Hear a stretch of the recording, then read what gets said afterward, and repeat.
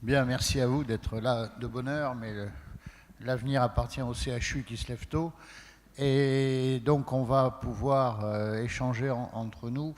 Je crois que, dans un premier temps, il faudrait qu'on évoque ce matin, d'abord, qu'on se mette d'accord sur les thématiques que l'on souhaite poursuivre. Alors, certaines sont plus ou moins dictées par la lettre des ministres. Mais je pense qu'il faudrait... ce n'est pas exclusif. Ce n'est pas exclusif puisqu'il y a des sujets importants qui ne sont pas cités dans cette lettre.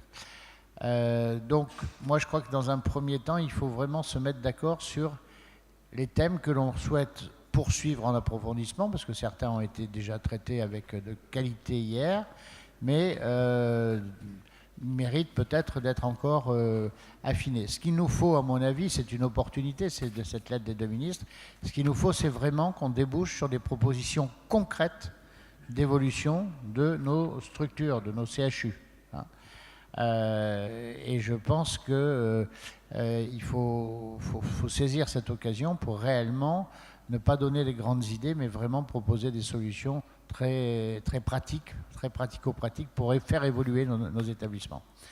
Donc, on va ouvrir le débat. Je pense que le plus simple, c'est de savoir qu'est-ce qu'on va faire. Et on parlera après méthode dans la mesure où nous allons travailler à 4 pour préparer ces sujets, puisque nous sommes missionnés avec les présidents d'université. Donc, il y a des sujets qui semblent s'imposer par rapport à la lettre de la ministre, dans un premier temps. Par exemple, si vous en êtes d'accord, mais ce sujet peut se subdiviser en plusieurs d'ailleurs, concernant l'organisation territoriale. Je pense que c'est peut-être, mais on va le mettre tout de suite en débat, l'organisation territoriale, je pense qu'elle modifie notre rôle du CHU. On ne se focalise plus sur la structure, mais on se focalise sur le rayonnement et la dimension du CHU. Et là, moi, je vois, il y a 3 niveaux. Il y a notre subdivision d'internat, qui reste encore un terrain important, c'est-à-dire celui dans lequel on va travailler, et notamment en recherche clinique, avec les hôpitaux les gros centres hospitaliers de notre environnement ex-région, pour parler simple. Je pense qu'il y a très certainement à affiner ce que l'on entend par travailler en réseau sur le plan soit d'une grande région, soit des interrégions, puisque ces situations peuvent varier. Je pense Tours, qui a un seul CHU dans sa région, travaillera forcément, travailler en réseau, en interrégion. Donc ça peut être un deuxième volet. Et puis, peut-être, est-ce qu'il faut avoir un volet national, c'est-à-dire est-ce que l'on réfléchit à des activités ou des missions de CHU qui doivent prendre un caractère plus regroupé. Voilà, je crois que ça c'est aussi un élément important. Puis on pourra même compléter sur le CHU à l'international, c'est un autre territoire, mais qui est aussi important dans la diffusion de la connaissance, dans la diffusion de l'expertise des CHU et également de l'expertise en soins, en formation et en recherche. Sur ce premier thème, est-ce que vous voulez qu'on le valide? Qu'en pensez-vous? C'est plusieurs sujets dans un, c'est un gros thème, mais je pense qu'il est indispensable de réimaginer, de repenser le CHU dans des cadres différents, dans des périmètres différents. Voilà, il faut redéfinir les missions et le périmètre, et les périmètres dans lesquels on doit exercer. Alors, qui veut intervenir? Oui. Juste, moi je pense qu'il faut aller assez vite parce qu'il y a quand même derrière du législatif, c'est clairement exprimé, même pas, voilà, c'est affiché. Et donc pour préparer du législatif, et il y aura du législatif si on modifie le périmètre de la T2A, si on modifie la formation, si on modifie donc. Et je pense qu'il faut avoir une copie prête, et c'est ce qu'on s'était dit, en juin maximum.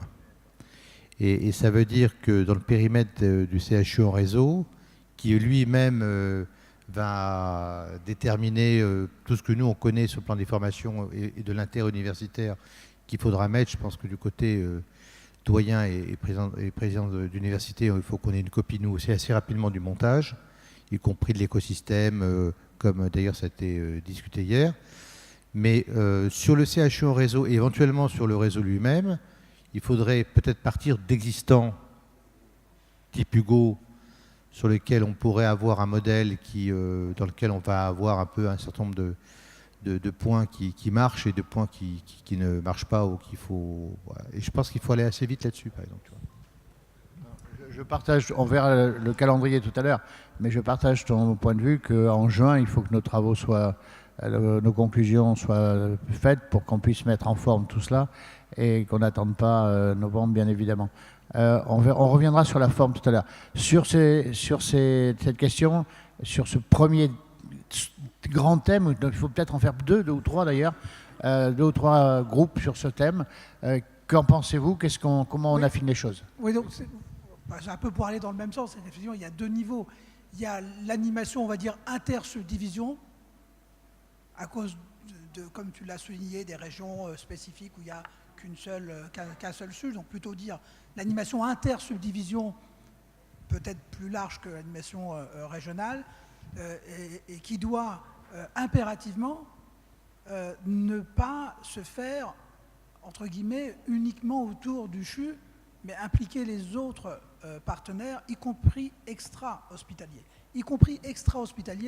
Et je crois que ça, c'est quelque chose de fondamental pour que le CHU reste la locomotive des missions de soins, de recherche et de santé, de formation sur le territoire. S'il ne les embarque pas avec lui, eh bien, ces acteurs-là le développeront tout seuls de leur côté et deviendront des compétiteurs. C'est, je crois, important d'emblée que le CHU se positionne comme une locomotive embarquant avec lui dans cette animation inter-subdivision l'ensemble des partenaires. Et je crois que c'est probablement l'un des enjeux majeurs de cette réorganisation territoriale, que cette capacité à réussir cet exercice-là. Donc on est bien d'accord sur ce thème de inter-subdivision. Hein. Il y a un premier niveau de subdivision, un thème inter-subdivision. Je crois que le mot animateur reviendra souvent dans le rôle nouveau des CHU. Philippe voulait parler. Attends, Philippe, vas-y, poursuis. Non, simplement, on recommence le débat qu'on a eu hier. Je crois aussi qu'au niveau intersubdivision, qui est double ce niveau, c'est le débat dans la nouvelle région, qui est de nature intersubdivision, et le débat inter-nouvelle région, c'est encore au-delà. Et par exemple, dans ce dernier niveau, qui est 2 très grandes régions avec 6 CHU par exemple, il y a des relations à avoir avec les industriels, avec non pas les CLCC peut-être, mais le niveau national d'organisation des CLCC, Unicancer. Voilà, par exemple, mais même dans le niveau intersubdivision, il y a encore 2 niveaux à organiser et de complexités différentes. Ce qui me semble, et c'est le travail qu'on vous a présenté hier après la réflexion qu'on avait menée le matin, si on veut s'en sortir sur ce débat du territoire, comme il y a 4 niveaux, notre GHT, notre subdivision, la région qui regroupe plusieurs GHT et plusieurs CHU le plus souvent, et le niveau inter-néo-régional et ou national, et qu'il faut croiser ça avec soins, enseignement et recherche. Si on fait pas, je m'excuse d'être aussi scolaire peut-être, mais un tableau comme on l'a fait ensemble avec les collègues, et on remplit les cases et on voit où ça clignote parce qu'il y a des choses à penser, on s'en sortira pas, parce que là tu viens d'aborder une des 3 fois 4 cases, une des 12 cases, et il y a des problèmes dans plusieurs lieux de cette matrice. Donc, ouais, moi j'ai sur le plan de la méthode, qui me paraît indispensable, oui. C'est pas après la méthode? Mais le thème, c'est pas le territoire. Faut que tu prennes le micro parce que c'est pas enregistré. Le premier thème, c'est le territoire. Oui.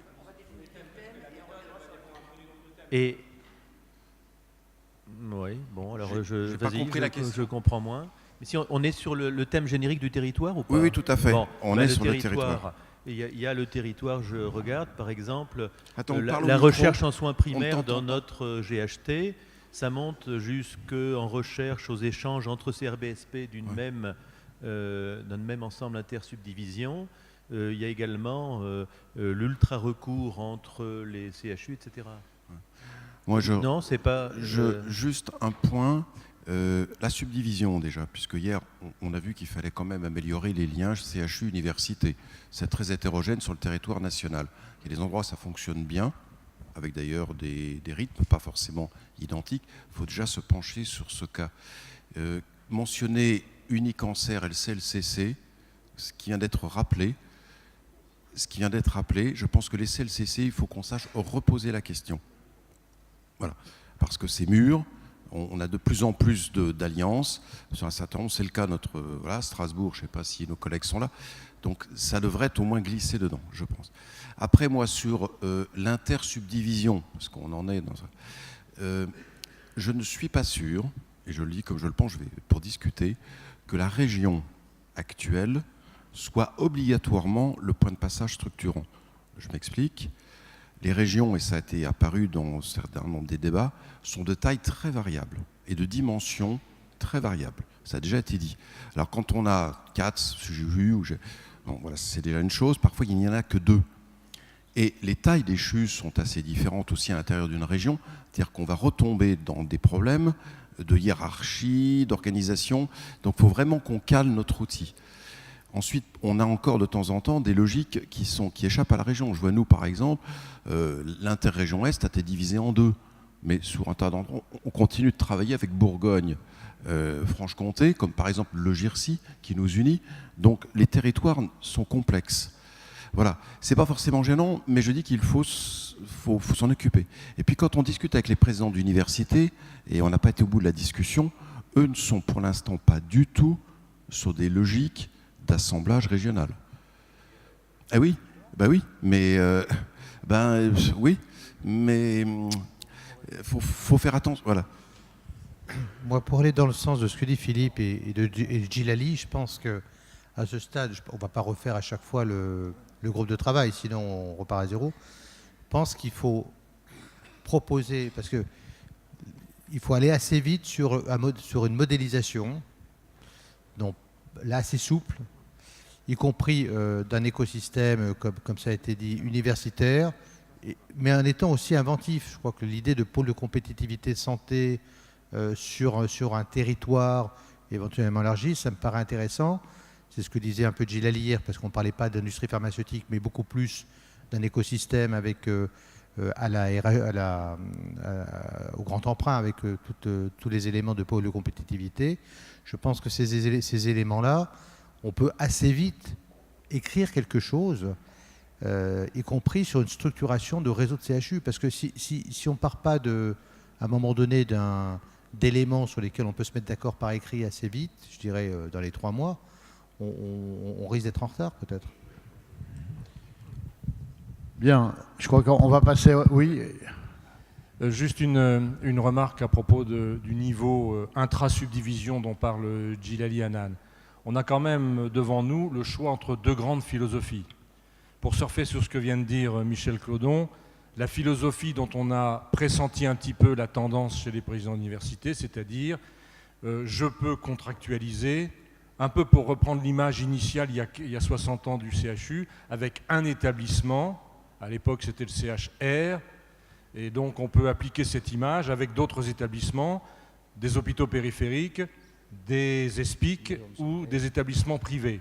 Et dès lors, le président d'université et éventuellement le doyen contractualisent seuls. Donc ni le PCME ni le DG ne seraient concernés par exemple, éventuellement des projets de recherche, des axes d'enseignement, la distribution des internes. Et l'autre vision qui est de coller au rapport Hubert-Martineau est de dire tout de même, la loi nous donne la mission, la quadruple mission, qui comprend notamment en la recherche, l'enseignement, la démographie et bien évidemment le recours. Et donc à ce moment-là, à savoir si on s'adosse à des textes législatifs précis, Mais à ce moment-là, il faut incarner cette vision du rapport Hubert-Martineau et dire les DG de CHU et les PCME gèrent aussi l'intégralité de la cohorte des internes, en général le périmètre de l'enseignement et de la recherche. Certes, maintenant, il faut le partager avec d'autres, mais tout de même, on voit bien à propos des mairies, nous devons être en quelque sorte la plateforme qui distribue. Sans vouloir m'engager sur un terrain que je connais moins bien que les DG, mais je sais aussi que dans certains GHT actuellement, l'autre mission de mutualisation des achats, etc., pose d'épineux problèmes entre le DG d'un CHU et les DG des autres CH. Donc cette place prépondérante, pilote, pivot du CHU, y compris dans ses missions d'enseignement, il faut aussi l'incarner de cette manière. Et donc la question, c'est de dire, est-ce qu'on laisse faire que, éventuellement, comme pourrait l'y autoriser la loi, un président d'université, un doyen, contractualise, y compris avec la question de la médecine générale. Hier, Antoine Magnan a fait une superbe démonstration. On voit bien que le parcours complet de recherche ou le parcours patient doit comporter la place des CHU. À terme, d'ailleurs, on risquerait d'avoir une scission complète entre la formation en secteur libéral et le secteur public, mettant à mal les relations ville-hôpital. Donc là, il y a une injonction paradoxale. Bien, si vous voulez, oui, je te donne la parole. Il ne faut pas qu'on rentre dans le débat réellement de chacune des thématiques. Ce qu'il faut, à mon avis, ce que je vois, il y a quand même, des sujets sont multiples. Donc, il faut vraiment, me semble-t-il, qu'on ait une réflexion approfondie sur le CHU, son évolution dans la subdivision. C'est déjà un groupe en soi, parce qu'il y a tous les problèmes que tu viens d'indiquer, notamment la médecine libérale, etc. Enfin, ça va plus loin que nos seuls GHT. Donc là, il y a un redessin de la place et du rôle du CHU, et sans doute de l'université, bien évidemment.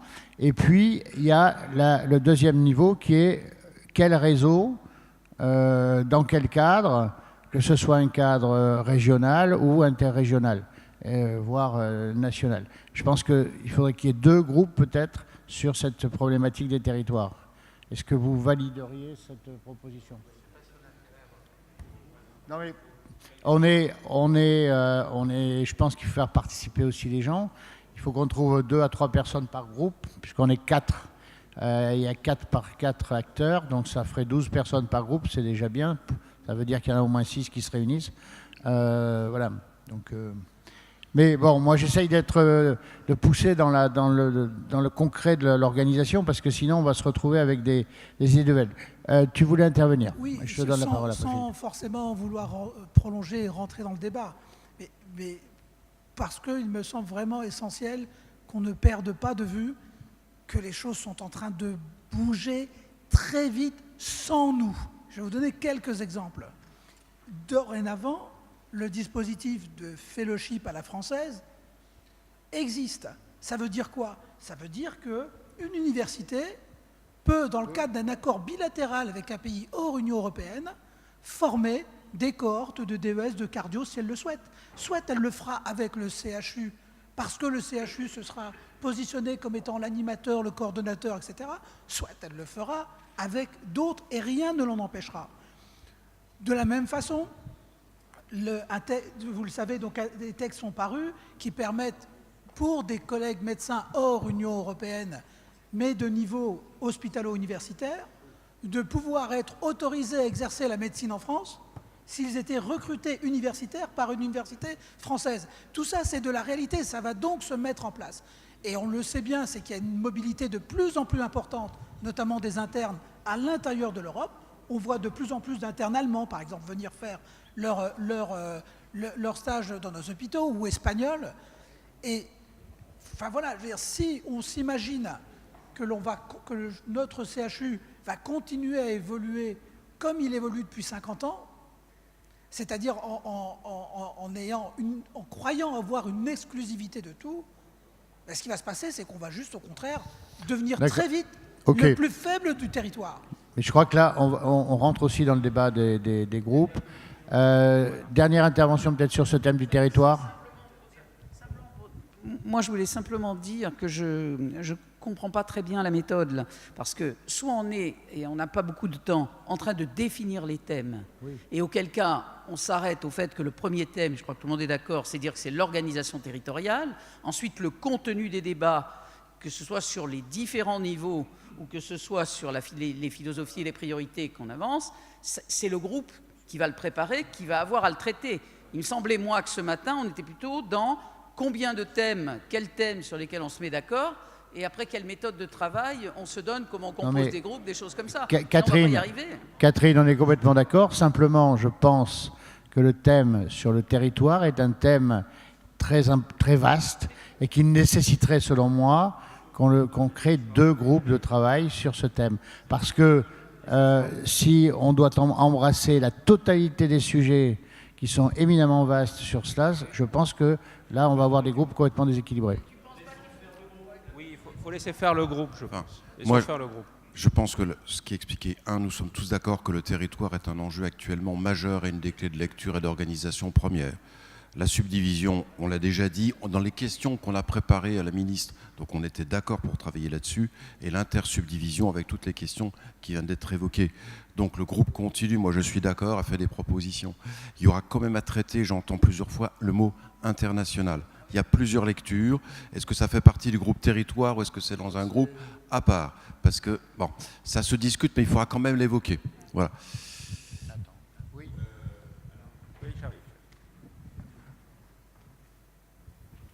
Oui, si je puis me permettre, d'accord sur tout, mais attention à ne pas faire de fausses routes et aller à droite, à gauche, parce que là, si on ne répond pas à des choses précises, déjà qu'il n'y a pas un engouement, moi je le dis comme je le pense, il n'y a pas un engouement pour le moment que je sens de nos grandes tutelles à tout réformer, et c'est plutôt, plutôt piano. Et donc attention aux questions qu'on va poser. Non, je peux te le dire, c'est pas un engouement, et quand vous allez vous attaquer au statut, vous allez voir ce qui va se passer. Donc ça, je suis tout à fait d'accord avec Djilali. Donc il y a quand même une question essentielle qu'a posée François René tout à l'heure, il faut le marteler, ça. C'est-à-dire que qu'est-ce qu'on veut réellement? Et ce que vient de dire Djilali me conforte dans cela, c'est replacer quand même le CHU dans le maillon fort. Mais pour ça, d'abord, il ne faut pas oublier les autres à côté. Et donc, ce que tu disais, l'intersubdivision ou l'intrasubdivision, il faut vraiment le montrer qu'on est capable, nous-mêmes, CHU, d'organiser le réseau avec le CHG et tout ça. Parce que sinon, on est mort. Je veux dire, la Générale de Santé va s'en occuper de ça. Hein. Donc, c'est vite. Et deuxièmement, l'autre question, voilà, il y en a 2. Hein, faut pas. C'est comment s'organiser, région, interrégion, je ne sais pas. Mais il y a les RHU, personne n'en a parlé. Ça peut être un élément structurant qui touche à la fois la recherche et l'excellence clinique. Comment peut-on s'organiser, DHU et RHU, autour? Voilà, 2 questions. Et à mon avis, ça rentre tout à fait dans le groupe concernant l'intersubdivision. Les RHU, c'est toujours les associations de CHU. Qui présentent un dossier ensemble. Donc on est vraiment dans ce côté de réseau, tout à fait. Bien. Je ne fais qu'une remarque parce que les échelons, on les a déjà beaucoup discutés. La façon dont on va s'organiser, il y a 2 choses. Ou ce sont les établissements qui écrivent, c'est-à-dire que nous prenons la main en disant la façon dont nous pensons nous associer, c'est une méthode top-down. Ou alors on fait l'inverse, c'est ce que j'ai entendu hier, c'est-à-dire qu'en matière de soins, c'est le patient, le parcours patient, qui globalement est une des clés. Oui, mais ça a l'air d'aller de soi, Philippe, mais je pense qu'il faut le réaffirmer aujourd'hui, entre le parcours local, le parcours organisationnel. Même chose en enseignement, on a bien vu hier que c'était l'étudiant, et ils sont là et on les aura tout à l'heure, et ils sont écoutés maintenant, et dans leurs aspirations, ils ont un mot à dire, et nos organisations doivent aussi matcher quelque part, finalement, ce qui est un prérequis ou un souhait des étudiants. On veut les accompagner. Il faut commencer à mettre un peu en route. Hein. Alors, c'est nous qui gardons la main, mais il faut les écouter. Et en termes de recherche, on a eu des ouvertures sur le parcours recherche régional. Et on voit bien que tout, quelque part, c'est une lecture, à mon avis, qui n'est pas comment on va s'associer à 2, mais comment on répond à une demande. Mais pour aller dans le sens de Jean-Pierre et de Philippe et de Catherine, puisqu'il y a eu un groupe de travail que ce groupe de travail puisse dire, effectivement, il y a l'échelle subdivision, l'échelle territoire, et après, voilà, tout ça se découpe, mais à la limite, la méthode consiste à laisser partir le groupe de travail avec un calendrier précis. Alors, sur le deuxième thème que vous voudriez aborder, si je prends la lettre de mission, dans l'ordre, on trouve la santé publique et notamment la prévention. Est-ce que ça nécessite un thème est-ce qu'on répond à cette question ou on l'intégrera dans les missions, dans le cadre du CHU, dans son GHT, je ne sais pas. En tout cas, il faudra bien qu'on réponde, mais peut-être par le biais d'autres groupes. Ce n'est pas la priorité des priorités. Ça ne vous emballe pas, j'ai l'impression. Oui. C'est pas tout à fait. Je rappelle ce qu'a dit Antoine hier. Ce thème peut être traité par l'intermédiaire des big data, des données, parce que c'est parce qu'on aura géré ces données qu'on va pouvoir faire au niveau individuel des actions de prévention. Donc je pense que ça renvoie à quelque chose qui peut être mis en place dans un parcours recherche santé publique, qui est en fait la gestion de toutes ces données individuelles pour arriver à une approche populationnelle. Oui. Non, mais pardon Philippe, mais c'est juste pour dire que la prévention, alors voilà bien un terrain sur lequel dont il faut que les CHU s'emparent. Là aussi, sinon on risque d'être totalement satellisé si on n'en fait pas, je pense, un axe fort de la stratégie des CHU. Et apporter la preuve de la prévention, je pense que c'est ce qui manque. Parce qu'on ne parle pas des vaccinations et de l'allaitement maternel, hein, mais si on parle de l'utilisation des big data, là, il manque la preuve et on peut le faire.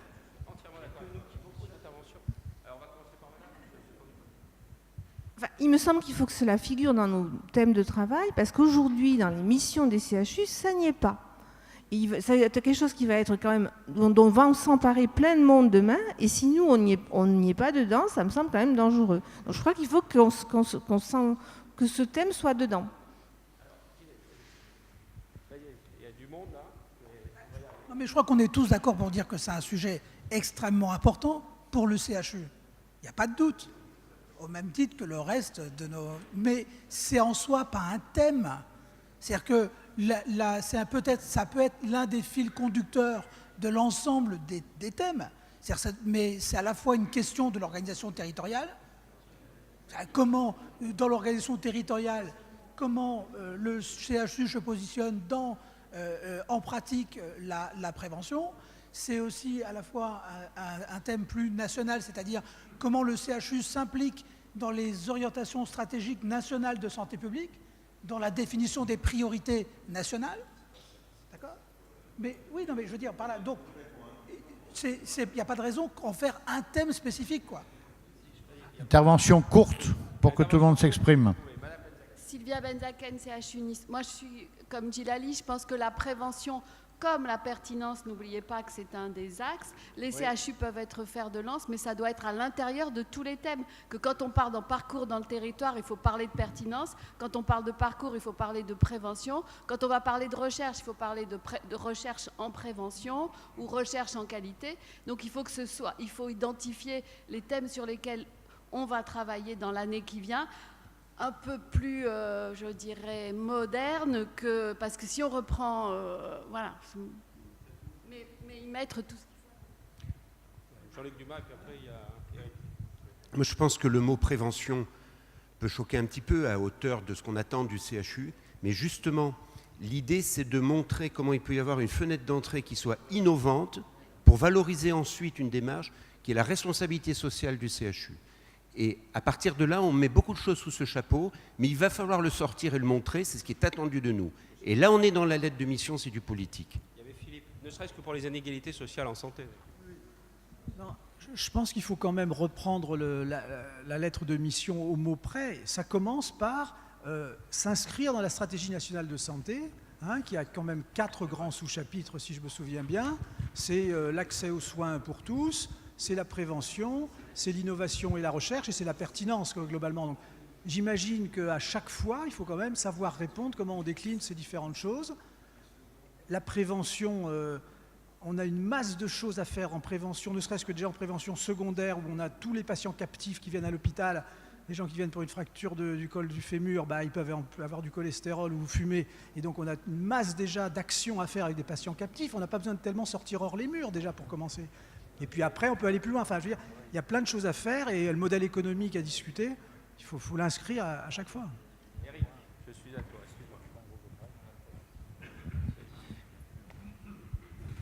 Dans l'exposé que je vous ferai tout à l'heure en fin de matinée, je vous montrerai qu'il y a à la fois en matière de prévention une évidence scientifique très forte et des problèmes d'applicabilité majeurs.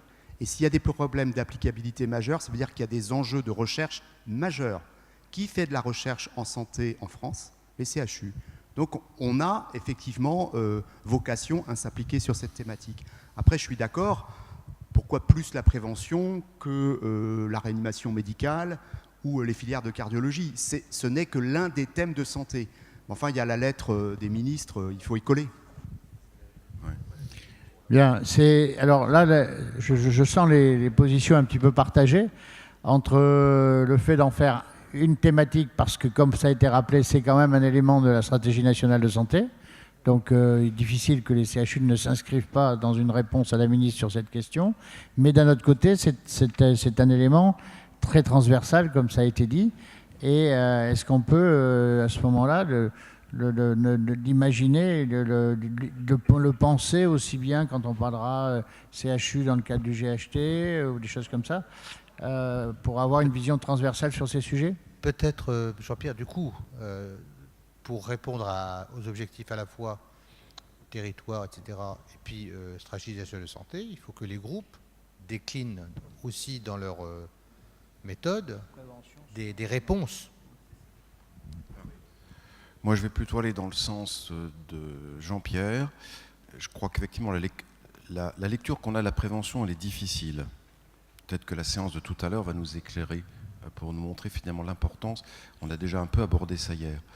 Si on pense ce que tu dis, qu'elle est naturellement inclue, c'est la même façon qu'on dit la qualité est incluse dans un parcours de soins, quelque part. C'est-à-dire que c'est un souci qui est constant. Voilà. Et je pense qu'on aurait peut-être intérêt à avoir un petit axe de réflexion spécifique. Je te rejoins sur ta proposition, qui après devrait être un peu en lecture transversale des autres. Moi, je le vois comme ça. Mais si on n'identifie pas un moment, un tout petit noyau qui nous donne les clés, la prévention. Attention, si vous voulez être acteur en prévention, il faut voir les choses de telle et telle façon. Eh bien, on risque de ne pas être finalement dans les cordes. Pascal. Pour un point de vue politique, je pense qu'il faut coller effectivement à la SNS, c'est de coller notamment précisément à la prévention et à la pertinence des soins. Mais est-ce que ça ne peut pas être dans la lettre de cadrage des petits groupes en disant attention, vous devrez réfléchir éventuellement en transversal ou en appelant des experts sur ces deux points? Parce que on sera attendu au tournant sur ces deux points-là, et clairement le CHU, sur la prévention et sur la pertinence des soins, a une expertise qui peut permettre justement de régler sur le territoire et en interterritoire. Je suis d'accord, et je vous lis simplement, il vous faudra proposer les évolutions permettant de répondre dans le cadre de la stratégie nationale de santé et avec l'ensemble des autres acteurs de l'offre de soins aux enjeux d'organisation territoriale, de santé publique et notamment de prévention, de pluriprofessionnalité, d'accès aux soins, de pertinence et de qualité des actes et prises en charge. Donc, je pense qu'on a intérêt quand même à identifier. Hein. Voilà, c'est clair. Oui. Oui, Gilles. Bien sûr qu'il faut répondre à la demande des ministres. Bien évidemment, on voit très bien, on imagine très bien comment sont écrites les lettres de mission. Hein. Bien sûr qu'il faut y répondre. Mais après, la question est quelle est la meilleure façon d'y répondre. Donc, soit on considère que la lettre de mission de la ministre, des ministres, correspond aux 4 groupes de travail, et c'est pas la peine qu'on discute plus, on a 4 groupes de travail, chacun s'y inscrit et les gens travaillent, et moi je ne suis pas favorable à cette méthode-là, parce qu'on va avoir une approche cloisonnée des problèmes. Soit on dit, il y a 4 demandes spécifiques des ministres, ces demandes spécifiques des ministres, elles doivent être déclinées prioritairement dans les groupes de travail qui nous semblent, à nous, collectivement, les plus cohérents à mettre en place pour atteindre nos objectifs. Voilà, donc moi je pense que ces questions-là, comme le disait Jean-Luc, et moi je rejoins du coup la position de Jean-Luc, effectivement, chaque groupe de travail devrait avoir très clairement dans sa feuille de route de dire, vous devez, pour votre groupe de travail, clairement établir quelles sont les réponses à apporter aux 4 demandes des ministres. Ce qu'on va faire, je crois qu'on va arriver à trouver un consensus. On va demander à quelques acteurs de bien vouloir écrire un petit peu les objectifs majeurs du développement de la prévention, les objectifs de la pertinence des actes. Hein, et à partir de là, ce document sera remis à tous les groupes qui pourront le décliner dans leurs différents groupes. Comme ça, il y aura quand même une matière qui sera donnée à chaque groupe pour que chaque groupe ne réinvente pas la prévention, ne réinvente pas la pertinence des actes à sa façon, mais qu'on ait une sorte de ligne commune qu'on pourra décliner dans les différents groupes. Alors, pluriprofessionnalité, c'est aussi un objectif, mais ça on le traitera à mon avis, là aussi ça peut être très, très transversal, parce que pluriprofessionnalité dans les soins, pluriprofessionnalité dans la recherche. Quels sont, il faut ouvrir le débat maintenant, quels sont les autres groupes de travail indépendamment de la lettre de la ministre que vous souhaitez mettre en œuvre, parce que c'est quand même nos assises et nos propositions. Alors, je t'en prie. Pour le groupe statut, je vous propose une simplification en 3 sous-groupes. Le premier, le statut HU dont on a dit hier, on ne le remet pas en question, mais on l'aménage, on le modernise, donc toutes les modularités du statut actuel, notamment dans la trajectoire de parcours. 2, l'accès au statut, c'est-à-dire pour les plus jeunes, à la fois la modélisation de la phase de transition entre la fin du parcours de formation initiale et puis l'accès à la carrière, et on peut y mettre dedans l'attractivité du CHU pour les jeunes générations. Et puis le 3e point, c'est alors les statuts autour du statut HU fondamental, c'est-à-dire les métiers. Donc comment trouver la valence U des praticiens qui peuvent concourir à l'enseignement et à la recherche ou aux soins de recours, donc à la fois dans les praticiens hospitaliers, mais peut-être aussi d'autres formes d'exercice, y compris jusqu'aux praticiens libéraux. Et on répond à la pluriprofessionnalité. 3 sous-groupes. D'accord. Alors, tout le monde est d'accord? Pas d'objection? Il y a des est-ce que c'est... Ne faut-il pas, non pas partir de statut, mais partir de dire c'est quoi une équipe hospitalo-universitaire demain? Et à l'intérieur de l'équipe hospitalo-universitaire, on est d'accord. On discute le statut. On est d'accord. Oui. Il ne faut pas parler de statut. Hein. L'objectif, on est d'accord. Statut est un terme qui s'applique à un individu. Équipe hospitalo-universitaire s'applique à une équipe. Et je pense vraiment que notre marque, c'est celle d'avoir des équipes hospitalo-universitaires. Et ça nous différencie du privé où c'est plutôt des individus. Juste une petite remarque, là j'interviens parce qu'Olivier Clarisse n'est pas là. C'est un peu ce sur quoi on a réfléchi dans l'histoire du label CHU. Donc moi je pense qu'il faudrait faire le lien entre label et statut, ce qui a tendance à réconcilier tout le monde ici, et finalement regrouper les 2 thématiques qu'on avait traitées. Attendez, dernière intervention sur le statut, même si on est d'accord pour trouver des nouveaux mots. Non, si on peut en placer une. Pardon ? Merci. Si on peut en placer une, effectivement, je n'ai pas pris la parole jusqu'à maintenant sur ce sujet. Tu ne l'avais pas demandé. C'est pas pour toi, Jean-Pierre, donc t'inquiète pas. Le sujet du statut, du vocabulaire, moi, me paraît secondaire. Effectivement, le thème, enfin, ce mot identifie bien, je crois, la thématique. Et le sujet ce matin, c'est plutôt de, encore une fois, identifier des thématiques et peut-être pas de rentrer dans le débat, parce qu'il est 9h moins 10 et on est encore à chercher les thèmes qu'on va... Donc, on est au 3e, il me semble que c'est un thème professionnel important. Ce que je voudrais ajouter dessus simplement, c'est qu'on dise statut ou autre chose, peu importe. Là, on parle des professionnels et la manière d'organiser leur métier, l'accès au métier. Il n'y a donc pas que les médecins sur la thématique hospitalo-universitaire. Et si on veut parler là de certaines évolutions très évoquées dans certaines professions, et pour l'avenir, on a sans doute un chantier intéressant dans ce domaine. Je disais qu'on parlait de pluriprofessionnalité, ça serait intégré à ce groupe. Noël. Oui, juste pour affiner un tout petit peu, tout à fait d'accord avec ce que vient de dire François-René et ce qui vient d'être dit là. Moi, je pense qu'il faudrait parler de parcours professionnel plutôt que de statut, effectivement, qui s'attache à un individu. Non, mais c'est important parce que les mots ont leur valeur là, dans cette histoire et que Premier thème, c'est effectivement de réaffirmer l'ensemble des 4 missions que nous avons, parce que c'est quand même un point important, soins, enseignement, recherche, au sein de l'équipe. Et prévention. Voilà, avec la prévention. Deuxièmement, c'est effectivement le triangle des Bermudes entre le clinica et la titularisation. Et troisièmement, c'est les valences que l'on peut accorder aux autres praticiens, parce que si on s'occupe que de nous et que des PUPH, je pense que c'est pas bien et qu'on n'aura pas résolu le problème et que ça sera mal interprété. Donc voilà, je crois qu'il faut que ça soit clair. C'est déjà pas mal. Hein, si on D'accord. Jean-Luc, et on close sur ce thème. Oui, peut-être parce que ça s'appelait statut. Il faut appeler ça équipe. Parce que il ne faut pas qu'on se prenne les pieds dans le tapis de dire on va mettre des PH universitaires avec des valeurs. Il n'y aura pas les moyens. Donc il faut trouver... non mais il n'y aura pas les moyens, je veux dire à un moment donné, c'est plus des valorisations, ce n'est pas des statuts, ça va toucher également le paramédical. Donc plutôt que de parler de statut, il faut peut-être maintenant, à la lumière de cette mission, parler qu'est-ce qu'est l'équipe hospitalo universitaire, qui va inclure évidemment des HU, mais aussi des H, mais aussi des paramédicaux, etc. etc. Et je pense que c'est peut-être plus... Voilà, et puis toute la on est d'accord, Jean-Luc, on pourra modifier la terminologie. Alors, juste un mot. Juste deux choses. Éviter le mot statut. J'entends bien parce que ça permet d'ouvrir la réflexion.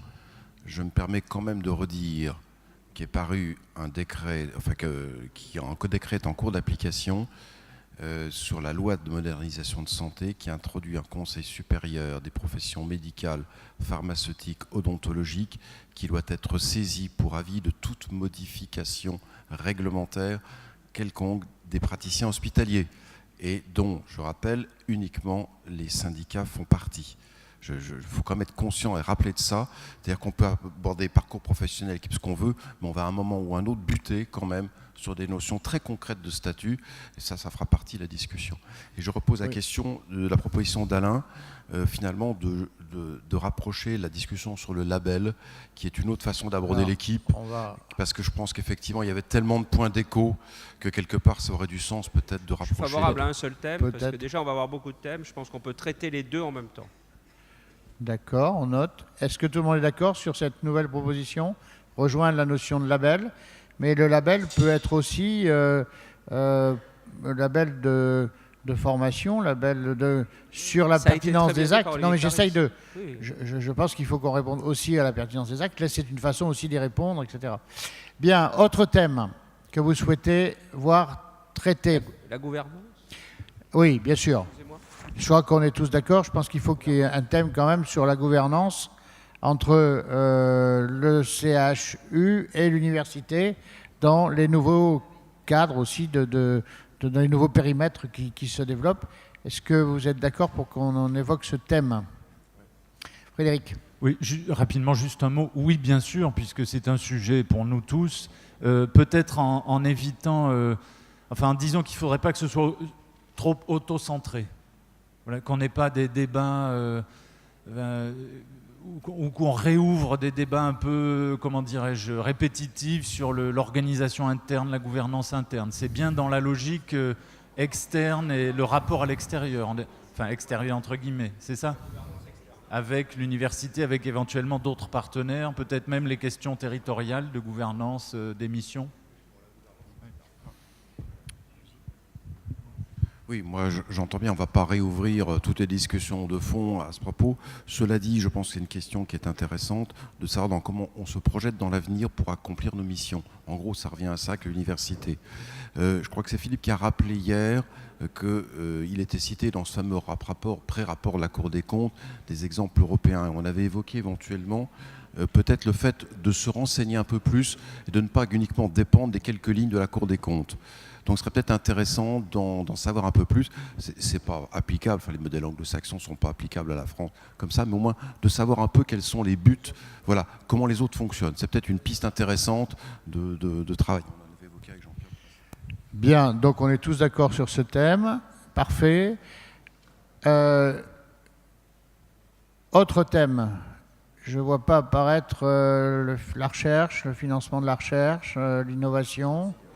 Est-ce que, enfin, si on ne parle pas de ça ce jour-là, je ne sais pas, non?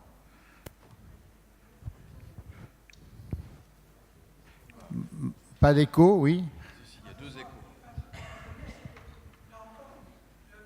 Cette dimension-là, c'est une dimension qui est transversale aux différents groupes de travail. Mais c'est compliqué de parler recherche sans parler organisation territoriale. C'est compliqué de parler recherche sans discuter d'équipes hospitalo-universitaires. Donc franchement, si ces 2 groupes de travail-là ne doivent pas aborder la partie recherche-innovation et se contenter aux soins, on est dans une approche cloisonnée qui, à mon avis... Non, mais tout est dans tout. Mais je pense qu'à un moment, c'est une mission du CHU. Il faut qu'on fasse un focus sur la recherche, son financement, son organisation. Juste une précision, je donne la parole. Alors, il y avait... Qui c'est qui avait demandé la parole, madame? Mais je me permets quand même de dire que c'est important qu'il y ait un thème recherche, parce que si on veut modifier par instruction l'organisation financière de la recherche, qu'on en parle dans tous les thèmes, oui, mais qu'on l'individualise dans un but réglementaire, je pense que c'est important qu'on l'individualise dans un but réglementaire. Excusez-moi, madame. Oui, moi aussi, je pense que quand même dans la lettre de mission, il est écrit « Il faudra proposer les évolutions favorisant la recherche et l'innovation en santé pour que le modèle français conserve sa reconnaissance internationale », parce que dans recherche, il y a international. Donc je pense que ça doit être un thème en soi qui peut décliner beaucoup de choses transversales. Et le modèle d'Antoine Magnan me semble un excellent modèle à peut-être essayer de proposer comme quelque chose de très intégratif, intégrant l'international autour de la recherche, avec prévention, statut, tout ce qu'on a décliné. Peut-être. Philippe.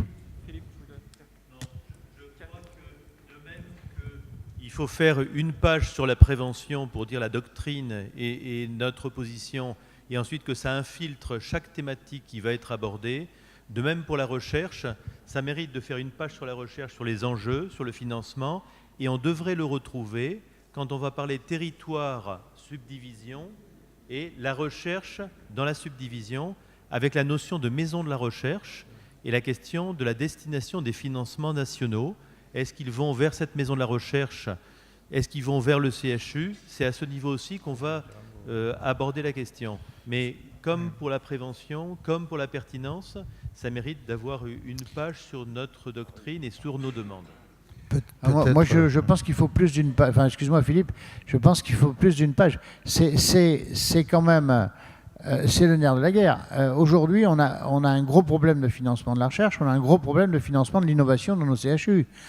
Si on ne profite pas de cette tribune pour exposer la réalité des situations, proposer des solutions pour modifier les financements actuels, je pense qu'on passera à côté d'une opportunité. Si on veut le faire en juin pour qu'on puisse prendre des mesures, moi je ne vois pas ne pas traiter ce thème. On en parle tout le temps et là, on n'en parlerait pas.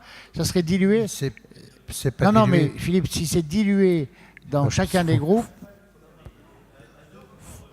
Parce que moi je pense qu'on n'a pas intérêt à partir en silo, parce que le groupe qui va travailler sur la recherche va dire comment on va faire l'organisation de la recherche. Donc à ce moment-là, il va se battre. Alors c'est soit le financement de la recherche, mais je pense qu'il vaut mieux quand même, quitte à ce que les groupes eux-mêmes élargissent en sous-groupes après pour être efficace.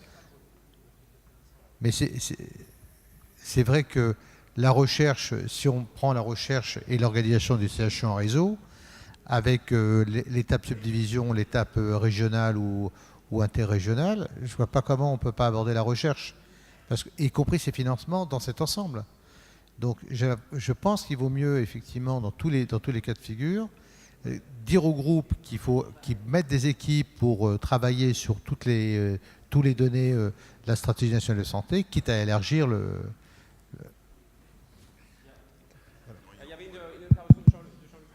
Juste un petit mot pour ouvrir une parenthèse qui n'a rien à voir avec la recherche.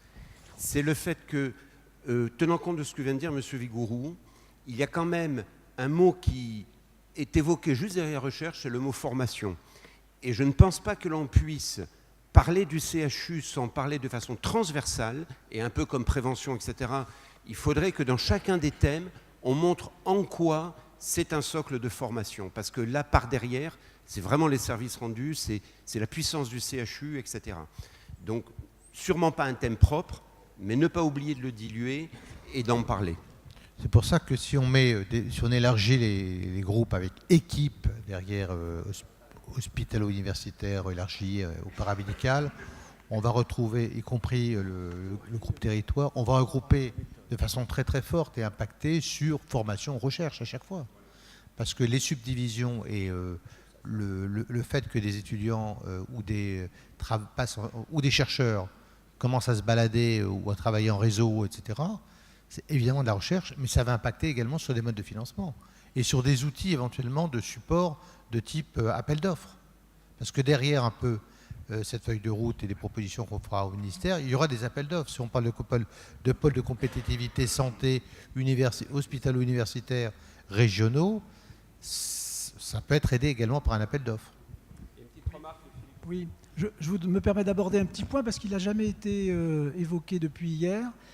C'est la notion de pôle. C'est-à-dire on parle d'équipe toujours par rapport au service. Et j'ai l'impression qu'on n'est peut-être pas allé au bout de ce qu'on peut exploiter au niveau des pôles. Enfin, je dis ça aussi bien pour ce que je connais de près que sans doute dans les autres établissements. La masse critique que quelquefois on n'atteint pas dans un service, on peut l'atteindre au niveau d'un pôle. Et il y a sans doute des mutualisations possibles en termes de recherche, en termes de personnel, en termes de rotation pour les plus jeunes, etc., qui peut permettre de lever cet obstacle dans certaines disciplines qu'on considère pas très riches, par exemple, parce que le service n'est pas très étoffé, mais le pôle l'est plus. Et je trouve que cette notion de savoir comment mieux exploiter la notion de pôle, qui s'appelle hospitalo-universitaire d'ailleurs maintenant, devrait être évoquée. Oui, moi je suis assez d'accord avec ta réflexion, Philippe. C'est-à-dire qu'on voit bien dans nos organisations depuis la loi HPST que finalement le service reste, surtout qu'il est disciplinaire souvent chez nous, une vraie entité, et que la notion de pôle, qui elle obéit à une gouvernance interne, mérite d'être discutée également. Moi je reviens une seconde sur ces problèmes un peu de méthode. Parce que pour avoir un peu fait là, depuis 3 réunions avec les présidents d'université, je me suis heurté aux mêmes difficultés. Et on a déjà discuté plusieurs fois. On a deux façons d'aborder les choses. Où on reprend les missions du CHU, enseignement, recherche, soins, et on essaie de voir comment on les a adaptés à un contexte nouveau, c'est-à-dire qu'on voit le champ d'application, on les décline, mais les points d'entrée restent nos missions. Ou alors, on a une autre vision, on dit, on s'est complètement ouvert sur le territoire, on s'allie avec d'autres, et comment, dans ce cadre nouveau, on décline nos missions. C'est ou l'un ou l'autre, et cette espèce de gestion matricielle, il faut bien qu'on prenne une décision. Alors, si on part du territoire, ce qu'on a commencé à faire, donc du champ d'application, et qu'on veut décliner, c'est ce que tu proposes, nos missions, il faut qu'on le fasse, mais il faut qu'on le fasse de façon homogène entre les différents champs d'application. Donc il faut quand même bien qu'il y ait un groupe ou quelqu'un qui à un moment redonne quelques clés de lecture. Je pense que c'est un peu ce que voulait suggérer Philippe, quelque part, en disant, voilà, pour la recherche, les points importants, c'est ça et ça et ça. J'entends ce que tu dis, par exemple, sur les appels d'offres. Ça va, la réflexion territoriale ne va pas fondamentalement changer le rythme des appels d'offres nationaux. Ça obéit à une autre logique. Bon, donc il faut quand même bien qu'il y a un moment, on va se retrouver quand même avec quelque chose un peu spécifique. Donc, ou c'est l'un ou c'est l'autre, mais il faut qu'on sache de quelle façon on travaille. Et sachant que ça sera la synthèse finale qui donnera de la cohérence. Voilà. Alors après, où c'est le CHU, animateur territorial, national, etc., puis après on décline, ou alors on dit qu'en est-il de nos missions d'enseignement, de recherche avec nos partenaires, et comment on le décline. Mais voilà, il va falloir choisir à un moment ce que l'on fait dans ce système. Juste pour vous donner, juste un commentaire, mais c'est pas... Lorsqu'en Espagne, ils ont traversé la grande crise économique, ils ont tout coupé, les salaires, les budgets recherche. Dans le même temps, les Espagnols ont grimpé en projet européen. Ça a été pop. Donc à un moment donné, c'est un peu... lorsqu'on affame les gens, c'est-à-dire qu'il ne faut pas tomber dans le truc, le financement de la recherche de côté plaintif. Il faut dire qu'il y a un problème de financement, mais aussi que la dynamique, parce que sinon on va rester dans les mêmes logiciels, une dynamique nouvelle d'approche, réseau, territoire, un autre modèle, permet justement de faire fonctionner différemment les choses, y compris en recherche, continuum depuis les maisons de santé pluriprofessionnelles, où il faudra des ordinateurs spécifiques, il va falloir des bases de données, tout ce qui a été expliqué pour faire du phénotype, etc. Donc, à un moment donné, il faut qu'on décline ça avec des propositions et des financements. Parce que sinon, on va redécliner les mêmes choses.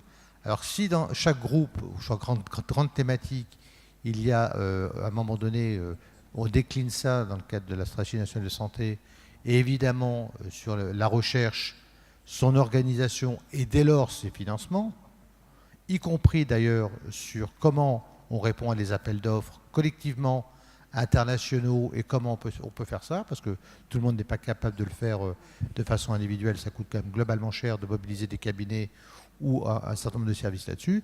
Je pense que c'est ça qui est moderne, parce que sinon on risque de retomber dans le problème des mairies. Oui, les mairies, ça sera un des outils de modèle économique pour que la recherche existe et soit soutenue.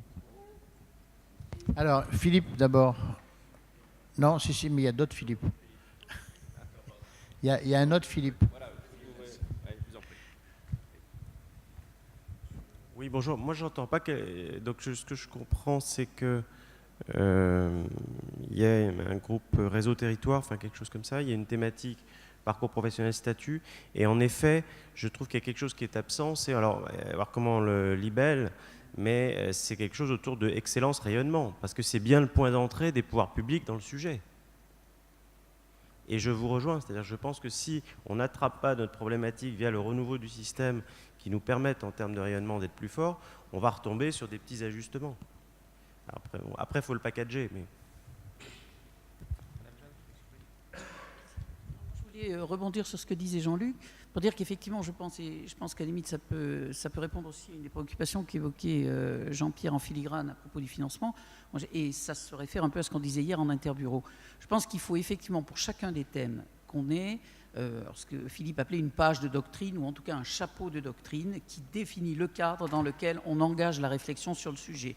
Une fois qu'on aura réglé le fait, comme tu le disais, qu'on part soit du CHU dans le territoire, soit des missions du CHU de l'évolution, et ensuite qu'on demande, qu'on passe la commande à chacun des groupes de finir ces travaux par quelques propositions concrètes d'amélioration, de levier, de déblocage d'un certain nombre de situations, et qui dans ce cas-là peuvent porter sur comment on répond à des appels d'offres, comment effectivement on répond à des problématiques de financement de telle ou telle chose, ou autre sujet. Mais je pense qu'on pourrait avoir cette trame qui rendrait homogène aussi la démarche pour l'ensemble des groupes. Bien, est-ce qu'il y a d'autres thèmes qu'on n'a pas évoqués que vous voudriez voir traités,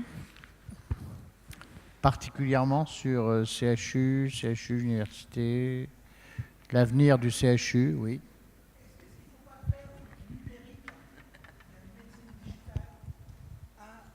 Un thème particulier, parce que on est tous au balbutiement. C'est pas simplement recherche, innovation. Oui, c'est quand même, c'est aussi beaucoup. Ça impacte l'organisation des soins, ça impacte la formation, ça impacte ces aspects-là, et on est tous au balbutiement et on sent bien qu'on a besoin d'une vraie impulsion nationale pour avoir des mises à niveau sur ce plan-là. On a le sentiment qu'au moins côté ESRI, la ministre a envie d'en faire pour elle une priorité. Et donc on a peut-être là un truc un peu spécifique sur le numérique, la médecine digitale. Je soumets là aussi cette proposition à tout le monde, mais je pense qu'en effet, il faut la relier aussi au plan national d'investissement.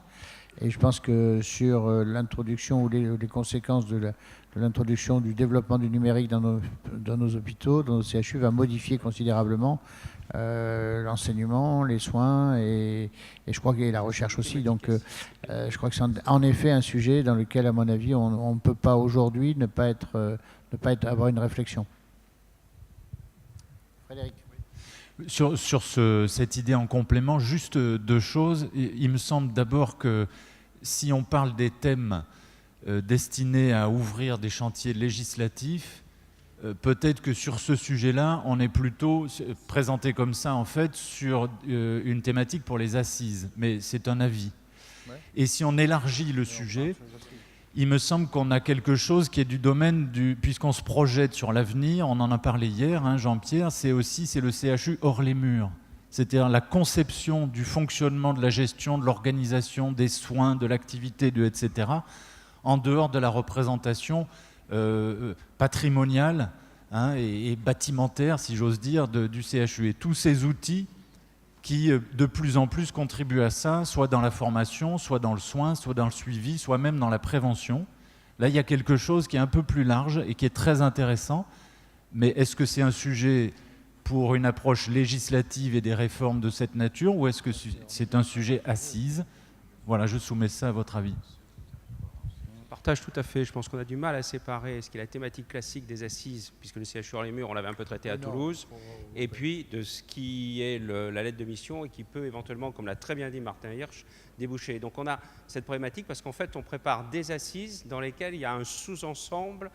Donc vous voyez, c'est peut-être un peu différent des autres fois. Je pense que Monsieur en même temps, je pense que faut pas sous-estimer l'enjeu, parce que les bases de données, le réseau inter-CHU, etc., plus les modifications des organisations et la communication qui va avec entre les différents acteurs, c'est vrai que, y compris pour la formation, hein, sur lesquels il y a un espace numérique très fort qui va impacter de façon plus importante entre la ville, l'hôpital, etc. Je pense que ça peut être un sujet. Ça peut être un sujet à part entière. Le dossier, quand même, avec des financements derrière, lourds. Hein. Oui, moi je partage aussi. Je pense que les impacts seront tellement importants que, à mon avis, c'est un sujet qu'il faut absolument traiter. Est-ce qu'il y a d'autres demandes d'intervention? Oui. Pour rebondir sur ce qui vient d'être dit dans CHU hors les murs, en fait, on est dans une démarche, c'est une réflexion. Cette réflexion, c'est comment mieux répondre à un besoin. Il n'y aura pas un modèle unique, on l'a vu tout à l'heure, mais c'est la démarche, c'est notre quête de cette démarche qui doit être mise en valeur d'exemple. Pour répondre à un besoin, si on arrive à montrer que cette démarche peut répondre à des besoins diversifiés, ça la validera d'autant plus, cette démarche. Alors, il y a les besoins sur notre territoire national, et je pense que ça peut être un mode d'entrée pour valoriser notre travail par la vision de la réponse qu'on peut apporter pour répondre à des besoins dans certains espaces, également par exemple la francophonie.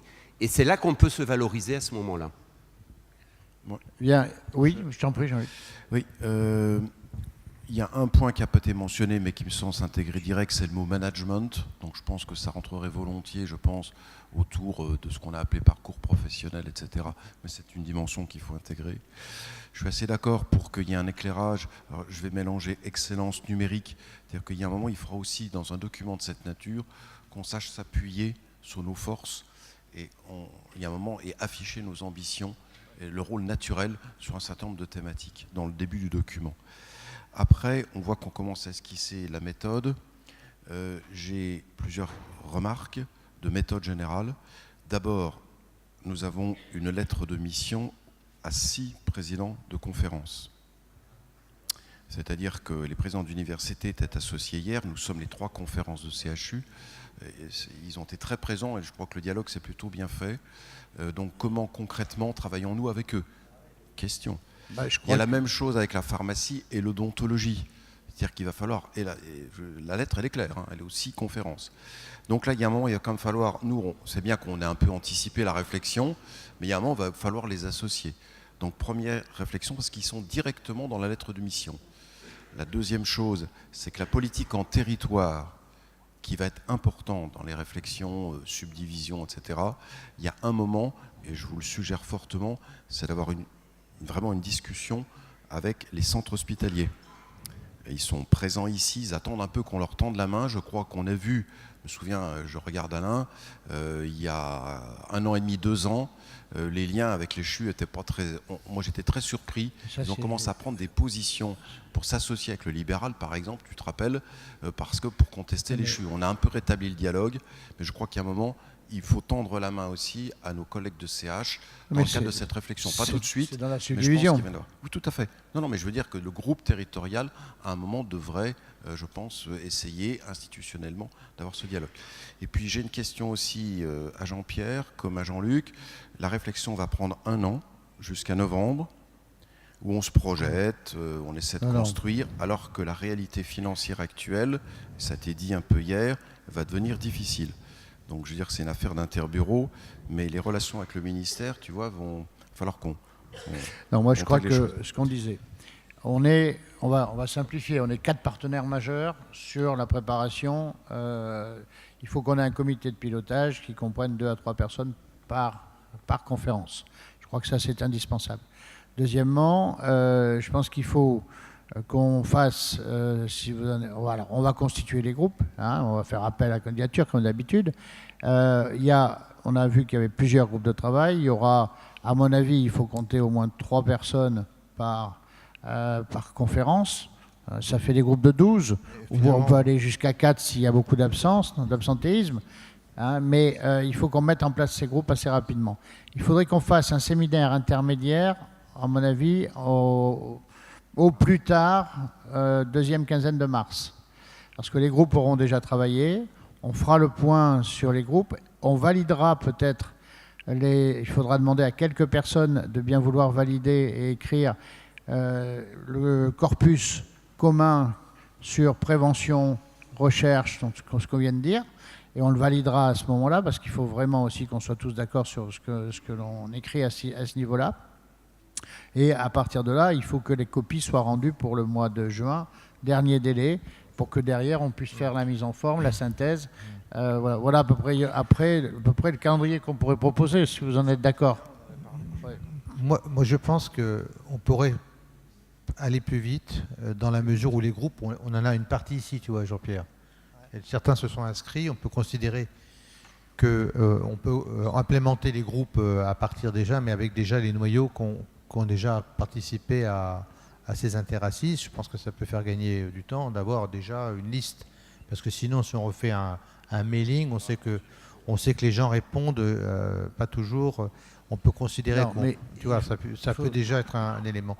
Je pense qu'il faut qu'on désigne effectivement un comité de pilotage assez vite, assez restreint, que ce comité de pilotage fasse avant la fin de l'année les lettres de cadrage au groupe, en particulier sur tout ce qui a été dit, enseignement, recherche, prévention, numérique, etc. Et je pense qu'on peut le faire très très vite. Et puis, il faut qu'en mars-avril, 15 mars, on ait déjà l'ensemble finalement d'une réflexion et pas un séminaire où on va rediscuter, parce que sinon on va... Hein, avec déjà des propositions sur lesquelles on peut discuter pour se finaliser. Voilà. Oui. Je crois qu'il y a clairement 2 choses à éviter. C'est que les 6 conférences résonnent en tuyau d'orgue. Et c'est que les 6 conférences résonnent en tuyau d'orgue. Ça, je pense que c'est évident pour tout le monde.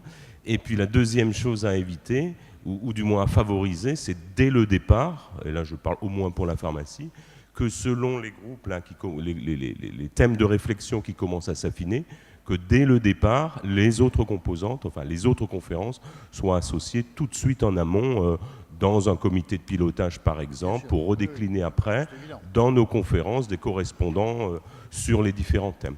Donc vous êtes d'accord pour y aller d'emblée? Oui. D'accord.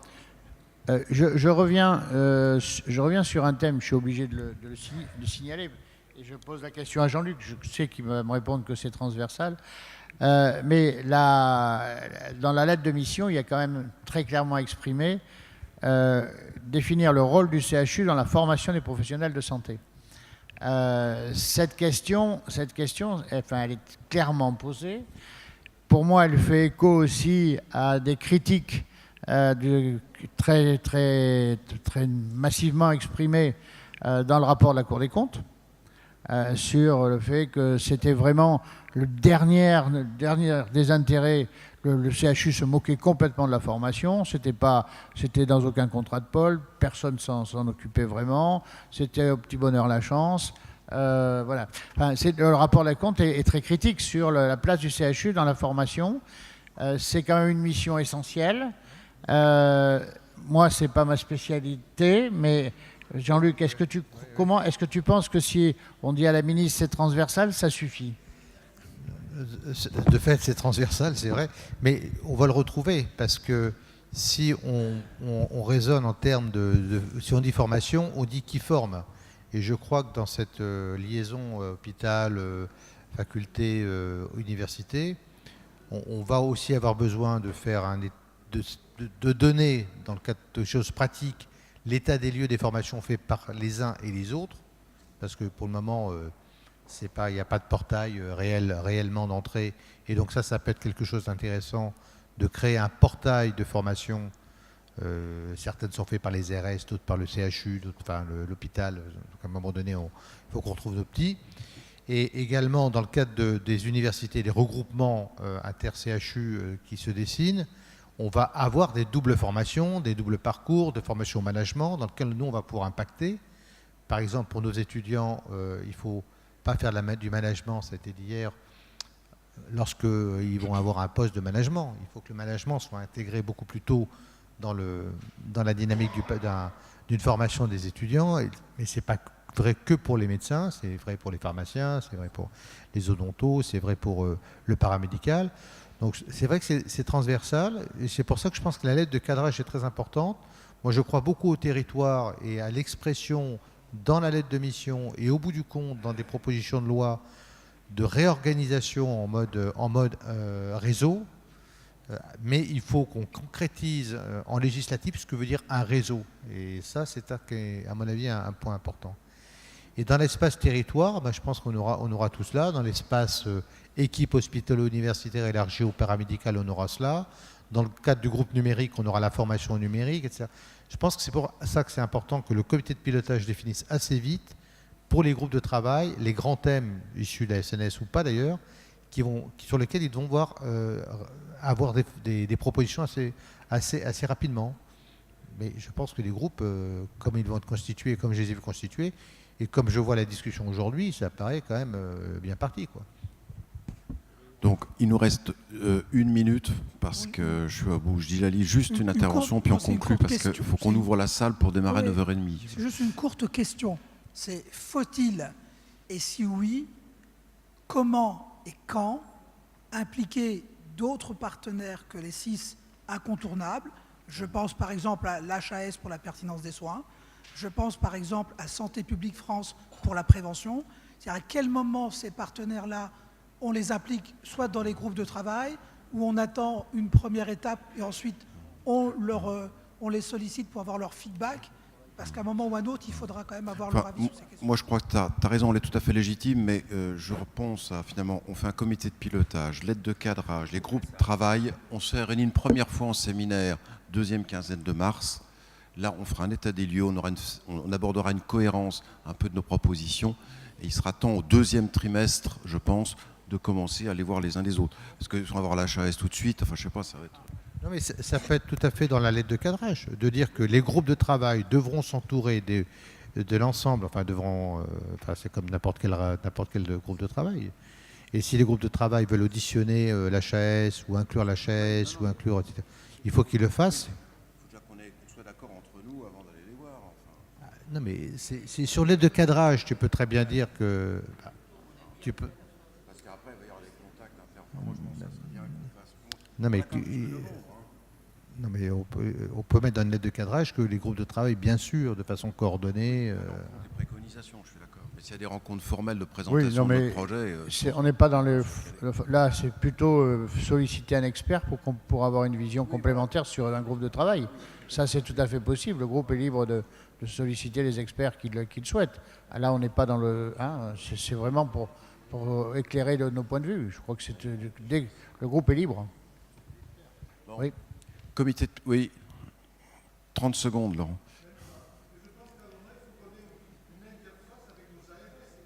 Oui, mais ça aussi, après. Oui, oui. Mais je suis d'accord, il y a plein d'acteurs, hein, HAS, Après, il n'y a pas de problème. Faisons en 2 temps. En janvier 2019. Voilà. Comité de... Voilà, ouais. Eh ben, je suis d'accord avec ça. Moi, qu'on soit un peu d'accord entre nous, qu'on parle le même langage, je suis assez d'accord. Il reste à former le comité de pilotage, on en a un peu parlé, ça serait bien qu'il y ait 2 peut-être représentants par conférence, si vous en êtes d'accord. Donc chaque président nomme. Je pense que ça va être la même chose pour votre conférence, vous êtes d'accord avec ça? Donc ça veut dire qu'il faudrait que la semaine prochaine, peut-être faire un point téléphonique de façon à cadrer, voir la lettre de cadrage, etc., qu'on se fera les documents. Mais on se le dit aujourd'hui.